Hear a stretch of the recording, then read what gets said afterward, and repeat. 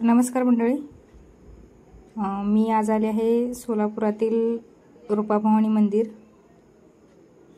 हे सोलापुरातील सुप्रसिद्ध तीर्थस्थळापैकी एक तीर्थस्थळ आहे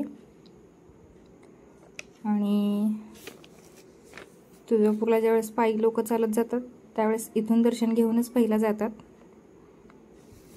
तर मी तुम्हाला पूर्ण मंदिर दाखवणार आहे आणि देवीचे दर्शनही तुम्ही करा।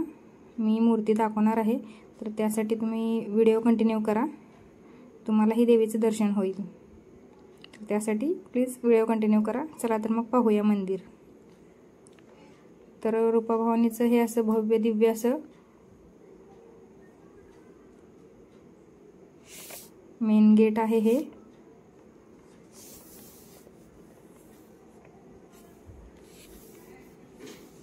सोलापूरमधील श्रद्धास्थान असलेले रूपाभवानी मंदिर आणि सोलापुरातील शनिवार पेठेत रूपाभवानीचे मंदिर असून इथे पोहोचण्यास सोलापूर स्टँड पासून 8 ते 10 मिनिट लागतात। धाराशिव उस्मानाबादच्या मार्गे आला तर हायवेच्या उजव्या बाजूला हे मंदिर आहे। मुख्य पुजारी व व्यवस्थापक यांच्या दिलेल्या माहितीनुसार हे मंदिर 200 वर्षापूर्वीपेक्षाही जास्त आहे। रूपाभवानी माता हे तुळजाभवानी माता या देवीचे रूप आहे असेही या पुजाऱ्यांनी सांगितले मला।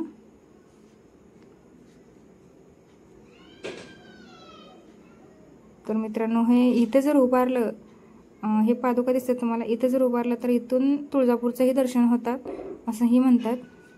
या मंदिराचा इतिहास असा आहे की संजय पवार यांचे पूर्वज शहा यांच्या शेतात काम करायचे, मुनी म्हणून काम करायचे। त्यावेळेस शेतात नांगर सुरू असताना ही पाषाणाची मूर्ती नांगर अवजारात लागली।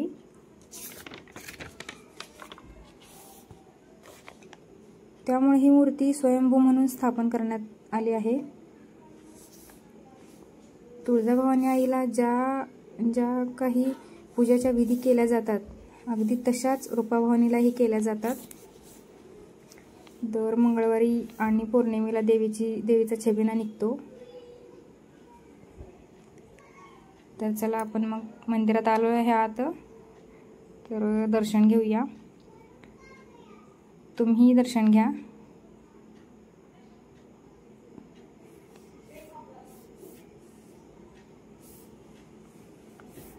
नवरात्रामध्ये खूप मोठ्या प्रमाणात उत्सव साजरा केला जातो।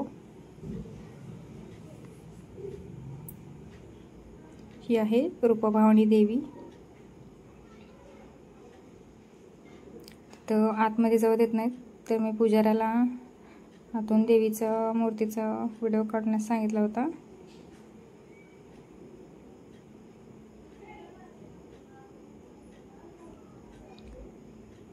मग मी अजून दाखवते तुम्हाला, तरी झूम करून तुम्ही बघू शकता। बघा, हा मंदिराचा बाहेरचा गाभारा आहे, त्याला सिल्वर प्लेटिंगची सजावट दिलेली आहे चांगली। आणि ही बघा परडी वगैरे आहेत, हा बाहेरचा मंडपातला आहे, इथं बसण्यासाठी वगैरे आहे।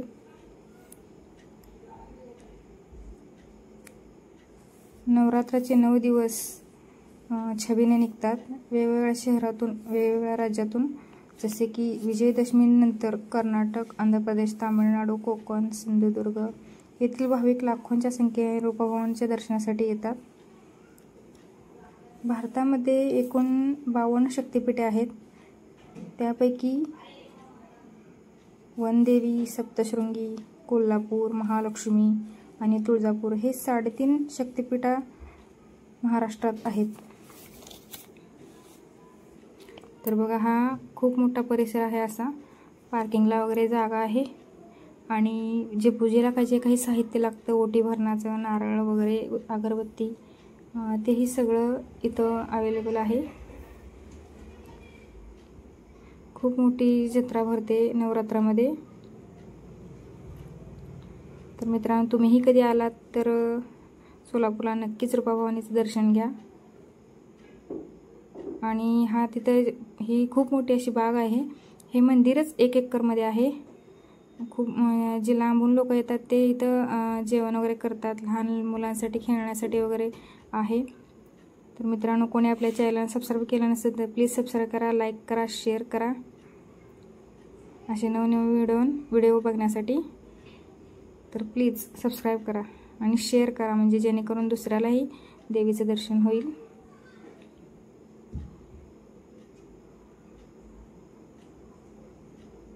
कसा वाटला व्हिडिओ कमेंटमध्ये नक्की सांगा. Okay, bye.